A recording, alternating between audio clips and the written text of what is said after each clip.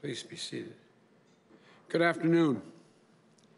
Today, it's my great honor, and it really is an honor, to add to my national security team a leader of extraordinary courage, character, experience, and accomplishment, and a man who I've seen some of the more interesting parts of the world with when I was vice president. Someone with whom I have worked closely for many years, and I've seen perform to the highest standards under intense pressure. Someone who I hold in the highest personal regard as a man of great decency and a man of dignity. In my judgment, there's no question that he is the right person for this job at the right moment, leading the Department of Defense at this moment in our nation's history. He's led major coalitions of allies and partners to fight terrorism, and it took some real diplomatic capacity to get that done. He's overseen some of the most complex logistical efforts ever undertaken by the United States military, helped end a war, and literally bring tens of thousands of troops home safely. He's loved by the men and women of the armed forces, feared by our adversaries, known and respected by our allies, and he shares my deeply held belief in the values of America's alliances. And he is just as committed as I am to rebuilding and modernizing those alliances from the Asian Pacific to Europe and around the world. Through sheer determination and extraordinary skill, he's been breaking down barriers and blazing a trail forward in this nation for many years now, for more than 40 years. And he has a long way to go, and he's going to do it again. And so today, I'm honored to nominate former General Lloyd Austin as the 28th Secretary of Defense. I want to thank you, General. You're a friend, but I want to thank you, General Austin, for once more stepping forward to serve your nation. This is not a post he sought, but I sought him. And I want to thank you and your family for once again sharing you with our country. And thanks, Charlene. Today, I know how proud they all are of you, all four of your children, your older sisters, and your brother. I knew the reason why you were a good man, you had to have sisters to raise you along the way, right? I know mine did me, and she's much younger. And your incredible wife, Charlene, and I mean that sincerely. Tomorrow, I'm told that Jill and Charlene are going to spend some time together sending off packages to our soldiers abroad. She and Jill are both passionate about supporting military spouses and families, and I know they'll be powerful advocates for that community together. And, you know, they're going to both be working at the White House and the Defense Department together to make sure our families are okay. I said before, General, America only has many obligations, one sacred obligation, to care and equip those we send to war, to care for their families when they're gone, and to care for them when they come home and their families. I got to know General Austin during my early days as Vice President. President Obama had charged me with overseeing the end of Operation Iraqi Freedom and ensuring the orderly withdrawal of our forces and equipment from Iraq. General Austin was with me on the ground, not just for meetings with troops or for military strategy sessions. He was there when I was working with Iraq political leaders. I watched his political skill, how he dealt with them. They respected him across the board. When I met with the leaders of our coalition partners, the same thing. And he was there during one particularly memorable incident when we were at a meeting at the ambassador's residence in the Green Zone. The insurgents launched a rocket attack on the house. And of course, General Austin was just another day at the office. He just sat there and kept right on going. So I sat there and kept right on going. And everyone wondered, what in the hell are they doing? But, you know, he's cool under fire, inspiring the same and all those around him. That's Lloyd Austin. He was the person President Obama and I entrusted with the incredible task of bringing home America's forces and redeploying our military equipment safely out of Iraq. It was the largest logistical operation undertaken by the Army in 60 years. Getting it done required much more than military know-how.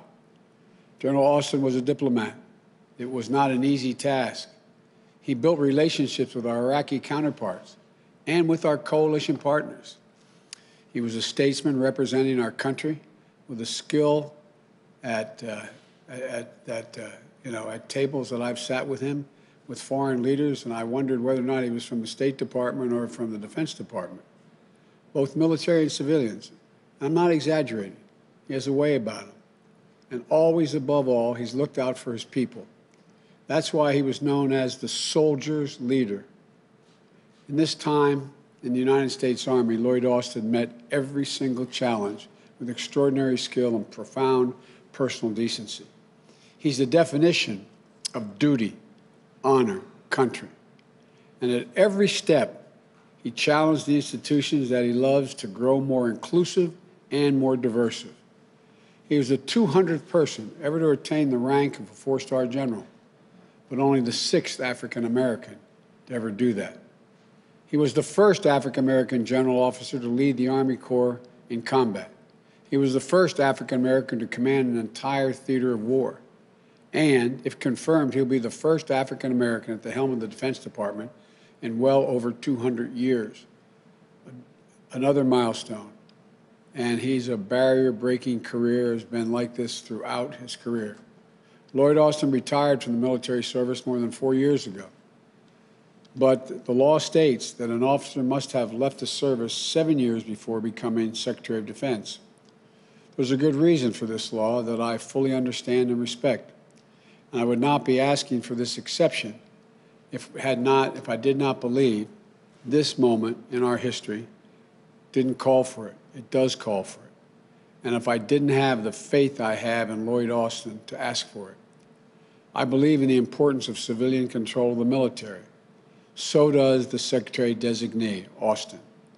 He'll be bolstered by a strong and empowered civilian sector and senior officers, senior officials, I should say, working to shape DOD's policies and ensure that our defense policies are accountable to the American people. Civilian-military dynamic, that dynamic itself has been under great stress the past 4 years. And I know that Secretary-designee Austin is going to work tirelessly to get it back on track. I have personally worked with this man. I've seen him lead American fighting forces on the field of battle. I've also watched him faithfully carry out the orders of the civilian leadership of this nation. There's no doubt in my mind, not any doubt whatsoever, whether this nominee will honor, respect, and on a day-to-day basis breathe life into the preeminent principle of civilian leadership over military matters in our nation. I know this man. I know his respect for our Constitution. I know his respect for our system of government. So just as they did for Secretary Jim Mattis, I asked the Congress to grant a waiver for Secretary-designee Austin. His many strengths and his intimate knowledge of the Department of Defense and our government, I think, are uniquely suited for the challenges we face now, the crisis we face now. He is the person we need at this moment, in my view. And given the urgent threat and challenges of our nation's forces, he should be confirmed swiftly. We need his experience in large-scale logistical operations to help support the swift and equitable distribution of COVID-19 vaccines. We need his experience building and managing relationships, engaging in diplomacy with our partners to help rebuild America's alliance and strengthen our shared security. And we need his firsthand knowledge of the immeasurable costs of war and the burden it places on our service members and their families to help bring to an end the forever wars and ensure that the use of force is the last tool in our toolbox, the last tool resorted to protect our national security, not the first. We need his deep understanding of the Pentagon to help reform the Defense Department. We need his personal experience helping inform our efforts to ensure that our armed forces reflect the full strength and diversity of our nation, that Black, Latino, Asian American, Native American, women, men, LGBT, service members are treated with dignity and respect. You know, at a time when more than 40% of our more than 40% of our active duty forces are people of color, it's long past time that the department's leadership reflects that diversity. And we need his in-depth understanding of what it takes to deter threats wherever they arise and to defend the American people, our vital interest, and our allies from harm, just as he did when he was designated to lead the strategy and together with a dozen of partner nations to ultimately crush ISIS. And if you don't think that required some diplomatic skill putting that group together, then you don't understand what was going on. He did a heck of a job. The threats we face today are not the same as those we faced 10 years ago or even 5 years ago. We must prepare to meet the challenges for the future, not just keeping fighting wars of the past. We must build a foreign policy that leads with diplomacy, revitalizes the State Department, revitalizes our alliances, putting American leadership back at the table and rallying the world to meet global threats of our security. From pandemics to climate change, from nuclear proliferation to the refugee crises. As part of our diverse national security leadership team, Lloyd Austin knows how to do this work. Before I turn the podium over to the Secretary-designee, Austin, I want to end on a note of personal privilege. As a leader, General Austin has always followed the advice given him by his first platoon sergeant. As my son, Bo Biden, who was a major in the military, I said, "Now you're a field-grade officer, Dad." He said, "I don't have any illusions, Dad." He said, "I know who runs the United States Army, platoon sergeants." And here's what his platoon sergeant told him, quote, "If you focus on your people, take care of them, get out in front and lead them, they'll refuse to let you fail," end of quote. That's why he's inspired so many young people who work for him and give their very best to live up to his example of leadership, including, for a time, a young lawyer serving a year in Iraq as a captain with his Delaware National Guard unit, my son, Bo Biden. I know how proud Bo was to serve on the General Austin's staff. And I know that under your leadership, General, the Department of Defense will advance the security of the American people in ways that always, always, always honor our highest values and ideals. So I thank you again, General. May God bless America and may God protect our troops. And now I'd like to turn it over to General Austin, the Secretary-designee for the Department of Defense.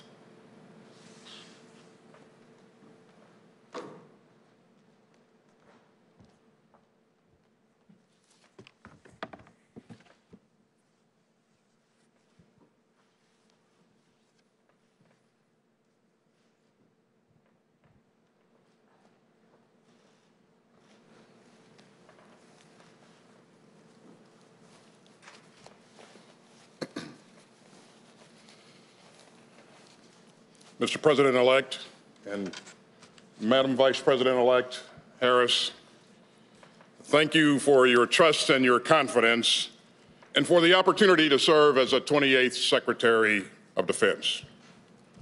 And if confirmed by the United States Senate, it will be my sincere honor and privilege to return to the Department and to lead our great service members and civilians in accomplishing the mission of ensuring our nation's security.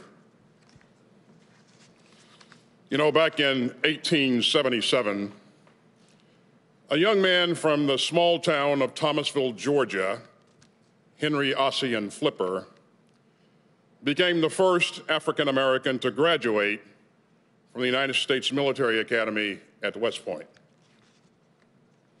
And after his commissioning, he was assigned to one of the Army's all-black regiments. And he became the first non-white officer to lead the Buffalo Soldiers of the 10th Cavalry. And so fast forward to today, nearly 150 years later, another native son of Thomasville, Georgia, stands before you as the Secretary of Defense designate. Now, many people have paved the way for me and countless others over the years, to include Henry O. Flipper. And I am supremely grateful to all of them for their courage, for their determination, and for the example that they set throughout. And they include the Tuskegee Airmen and the Montford Point Marines and many others.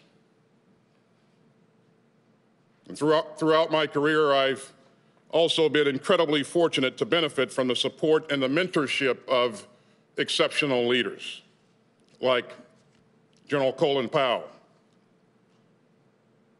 and Admiral Mike Mullen and General Johnny Wilson and my old platoon sergeant, who you heard the President-elect just talk about.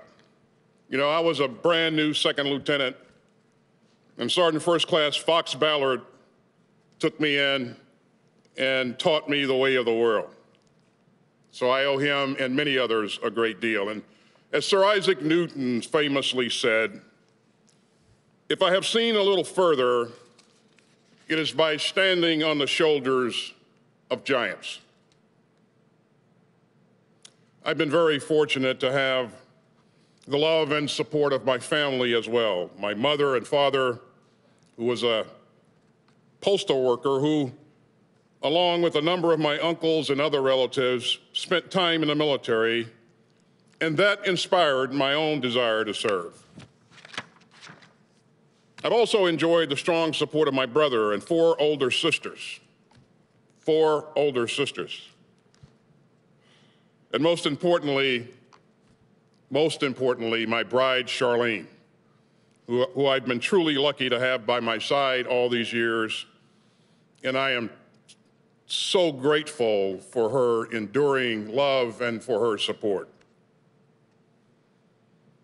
You know, I spent much of my military career tackling tough issues and formidable adversaries in challenging parts of the world.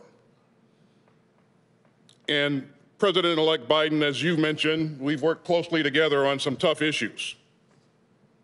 And we've gotten to know each other under some intense and high-pressure situations. And, sir, you can expect that as Secretary of Defense that I will give you the same direct and unvarnished counsel that I did back then. I understand the important role of the Department of Defense and the role that it plays in maintaining stability and deterring aggression and defending and supporting critical alliances around the world, including in the Asia-Pacific, in Europe, and around the world. And I fervently believe that, as you said before, sir, that America is strongest when it works with its allies. And over the years, I've worked hand in hand with our diplomatic colleagues and partners around the globe and witnessed firsthand what we're able to accomplish together. And so, if confirmed, I look forward to resuming this important work. My career has taught me something else equally fundamental to who we are as a nation. When I concluded my military service 4 years ago, I hung up my uniform for the last time and went from being General Lloyd Austin to Lloyd Austin. It is an important distinction and one that I make with utmost seriousness and sincerity. And so I come to this role, this new role, as a civilian leader, with military experience to be sure, but also with a deep appreciation and reverence for the prevailing wisdom of civilian control of our military. I recognize that being a member of the President's cabinet requires a different perspective and unique responsibilities from a career in uniform. And I intend to keep this at the forefront of my mind. And I look forward to surrounding myself with experienced capable civilian appointees and career civil servants who will enable healthy civil-military relations grounded in meaningful civilian oversight. As Secretary of Defense, my priority will always be the men and women, military and civilian, who make up the department and their families. And I've seen what they're capable of. Great Americans like your son, sir, Bo, and also our future First Lady, Dr. Biden, in her tireless work for military families. As the President-elect said, Bo was one of the military lawyers on my staff in Iraq. And we stayed in touch and saw each other a few times after he returned home. And as you too can attest, Madam Vice President-elect, Bo was a very special person and a true patriot, and a good friend to all who knew him. Over the past 4 decades, I've witnessed our service members and civilians' selflessness and patriotism and the extraordinary lengths that they will go to in support of the mission and in support of one another. And I could not be more proud of them and their families. And if confirmed, it will be the honor of my lifetime to lead them again with honor and integrity. Thank you again, Mr. President-elect and Madam Vice President-elect, for this opportunity and for your trust and confidence in me. May God bless and keep safe all those currently serving in harm's way, and may God continue to bless the United States of America. Thank you.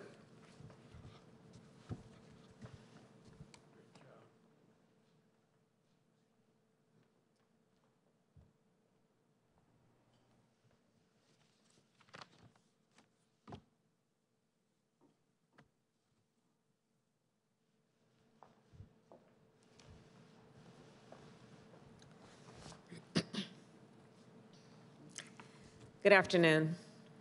President-elect Biden and I will take office at a consequential moment for our country. Even as we work to contain this pandemic and responsibly open our economy, we also need to lead the Defense Department into the future, rebuild and renew global alliances and partnerships, and make sure the United States is prepared to address new threats and new challenges, from cyber to climate. The fundamental responsibility of our administration, and any administration, is keeping the American people safe and secure. My whole career has been about keeping Americans safe. In the United States Senate, I have served on the Homeland Security and Intelligence Committees. I've traveled to Iraq and Afghanistan and the Middle East, where I've seen the extraordinary training, commitment, and heroism of our service members, and proudly represented California, the state with the largest number of active duty military and veterans in our country. And I am absolutely confident that General Lloyd Austin is the right person to lead the Department of Defense at this critical moment. We need a proven leader to help address this pandemic, someone with the experience to help make sure safe and effective vaccines are distributed equitably to all. A leader who will honor the service and sacrifice of those who wear the uniform of the United States, provide for their well-being, and make sure they and their families are treated with the dignity and respect they have earned. And a leader who recognizes that our service members represent America around the world and must uphold our nation's highest values and ideals. General Austin is that leader. As the President-elect noted, this is a milestone nomination. A seasoned, highly decorated, and trailblazing commander, General Austin reflects the very best of our nation. And President-elect Biden and I will work closely with him and our entire team of national security and foreign policy leaders to make sure the United States of America is safer and more secure than ever before. You know, throughout America's history, the United States military has been a home for generations of young men and women dedicated to serving our country, and General Austin is among them. With this nomination, he will continue his service, strengthening not only America's national security, but our role as a partner to allies around the world. And we couldn't be more proud. Thank you.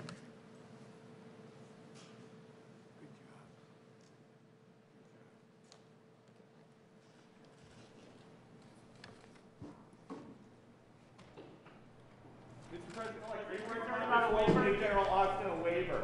Is the Attorney General nominee coming?